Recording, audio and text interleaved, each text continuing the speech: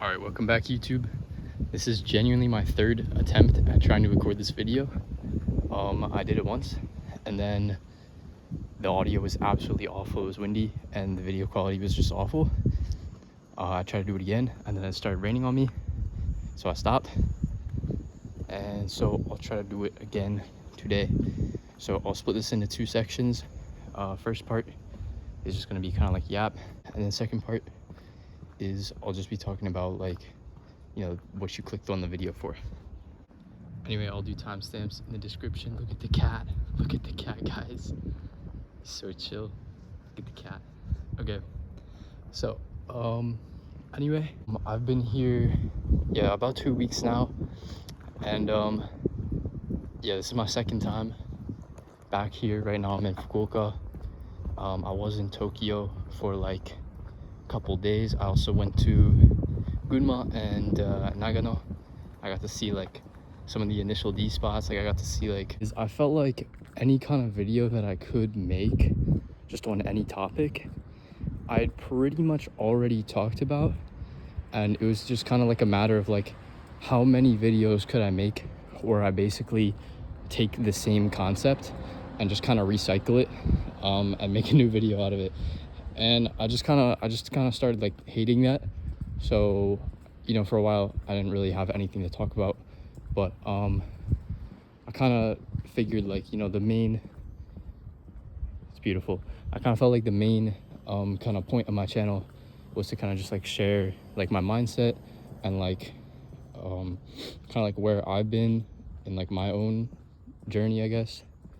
And I felt like that was kind of like always like the strong point of this channel, was the kind of like most of it is just mindset. And I've said it in like so many videos before. If you go to like the original Agile website, if you go on like Wayback Machine or something, you can definitely get to it.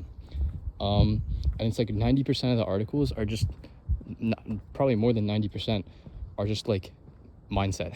Like, because it's really simple, you know. Once you have all the systems down, and it's like once you kind of get out of that like super low beginner stage, it's like it's just the same stuff. Like you just mine, you know, immerse, read, watch stuff, you know, mine, whatever, and you just keep doing that until you can understand more and more and more. And then, you know, you still do have to practice output, but it's like, you know, my philosophy has always just been like, what's the point of outputting if you can't like understand, right? So that's why you build the comprehension first. But what else? Yeah, kind of just like regarding my own Japanese, like I heard people say this on videos and just like people I've talked to who are like way further ahead of me, but like once you kind of hit like a certain threshold, like the stuff that you sentence mine, like the new words you learn from like shows, you know, especially light novels and stuff, because I read a lot of light novels, is like just actually useless at a certain point. And it's like useless to the point that like natives don't know what you're talking about. Like they've maybe heard the word like once, or it's like, oh, we don't use that. Or like, you know, if you if you say it, like probably like a week ago, I actually met a guy he's a kokugo like teacher. So he teaches like, he's like Japanese guy who like teaches Japanese like at a school. And I was talking to him about like light novels and asking him like, oh, like have you heard like I saw this phrase in a book or whatever, and for all of it, it's just like, oh yeah, that's kind of cool. It's like, that's so useless. Like, why would you learn? Like, no one says that. Like, no one uses that. Like, you'd only ever see that in like an old book or something. And even like legit, like not even 20 minutes ago, I was just eating dinner with my host family, and then I came out here to record this after, because you know the weather's pretty nice right now. But like, I kid you not, like I was just talking to my host family, and we were just talking about like I was just talking about like reading or something, and I said the word dokuha like to my host mom, like dokuha, like reading through like a book or something, and she had no idea what I was talking about. And I like pulled up the word on my phone and I showed it to her. He's like, oh, like that's new, like all right, whatever. Like, so it just kind of like really made me realize like, okay, like once you get to a certain point, it literally just becomes useless. Like you don't need to like mine everything. I mean, of course you can, and there's like one of the big beliefs of like people who are like at the really like far stages of like learning Japanese, and you know they've been doing it for like a bunch of years and stuff, is like, you know, I want people to understand everything, but like at a certain point it's like do you really need to? But I guess that just comes down to you. But I'm starting to like realize a lot more like yeah, like they were right, like it kind of is useless like at a certain point. As for a little more just about being in Japan, yeah, kind of like I've low-key kind of forgot like how nice it is to be here. It's really like peaceful and stuff, a lot more peaceful than like the city I'm from in the US. But yeah, it's really nice, honestly, even though it's like super hot right now and I'm in like Kyushu and it's like super hot and there's all these like goofy like bugs and spiders and stuff. Like it's still pretty nice.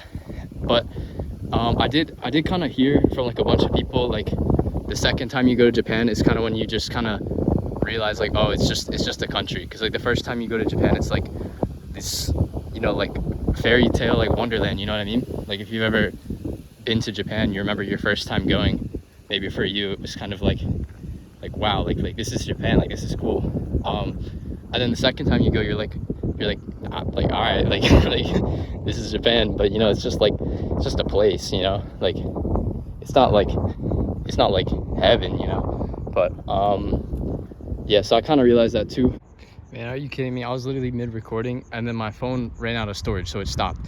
Anyway, what I was saying is I'm in Fukuoka right now, so every day I just kind of go to Hakata and I just kind of like I basically just do side quests, and then I go to the bookstore and I just kind of like chill there and then buy light novels and read them. Other than that, like all my friends in Fukuoka are like high schoolers, because I'm a high schooler. So right now they're all Jukensei, and they're taking their exams so they can, you know, get into college. So I've only been able to like hang out with my friends here like literally like twice. So most of the time it's just like solo like side questing here. But yeah, so I'm gonna get into the main part of the video now, the reason you guys clicked onto it. So kind of like something that just kind of clicked for me is like, maybe this is natural for all of you guys to realize, but like when you're reading something, right, or like watching something, literally anything, if you're just immersing, right, and it's kind of like hard for you to understand or whatever, you know, that's majority of geez, what is that? It's a leaf. Majority of what I talk about is like mindset when things kind of get hard or it's hard to understand. But like what you got to realize is that the author is not purposefully like trying to make the content like hard to understand. And of course there's like, obviously there's scenarios where, you know, the author you know, it's a hard thing to read, or like it's really like old, or like the author wants to write in a certain style or whatever.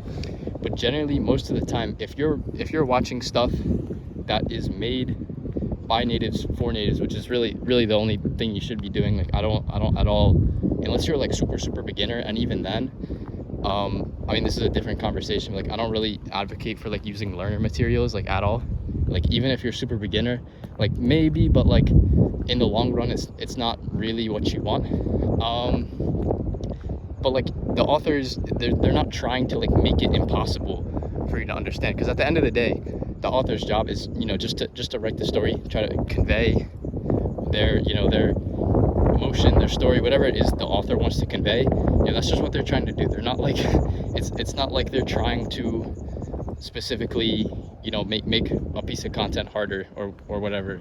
I know this sounds dumb, but it's just like that's something that I just kind of realize, like whenever I'm reading something that's like a little bit difficult to read, or I have to go like really slowly to kind of just like figure out like what I'm looking at, it's like sometimes you just gotta like sit back and just realize, like, you know, they're not trying to make it like impossible to read. Like this is just how, you know, the author writes, how they want to convey their story, you know, whatever it is they want to convey.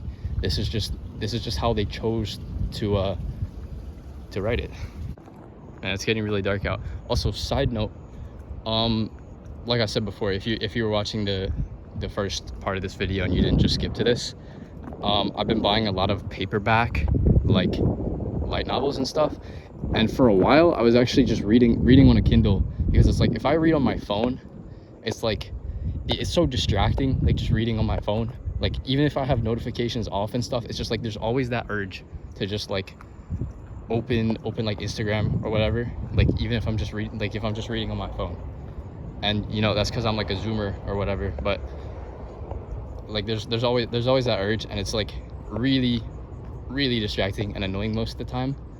So honestly, just buying the paperback books and just reading the paperback, and then if I really need to look up something, that's kind of the thing, because if you buy a book that's like super like out of your like domain that you're used to of reading for like that kind of content, so if I were to go and just buy some like Japanese like history book or like some really old book, like I would have to use, you know, dictionary like so much stuff just to kind of get a grasp on it.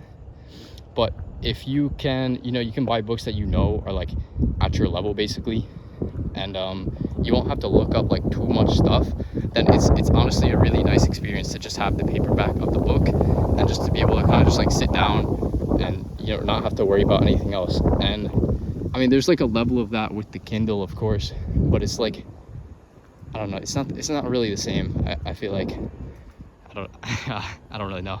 But yeah, basically to sum up, all I kind of wanted to say in this video was just kind of like, besides the update and all that, just kind of what I've been thinking over, you know, just immersing, and like when you kind of encounter, Jesus, windy, you encounter stuff that's really hard, it's just like, you know, just take a second to realize that it's like, it's not, you know, it's not impossible, and like somewhere, you know, there's someone who's just reading this like this Japanese person who's just reading it regularly. Like it's not that deep, bro. Like like unless you're reading something that's like basically impossible, or like maybe you're reading like Muramasa, you know, like if you guys know like a little bit like visual novels like Muramasa, that one's like supposedly impossible even for like Japanese people. But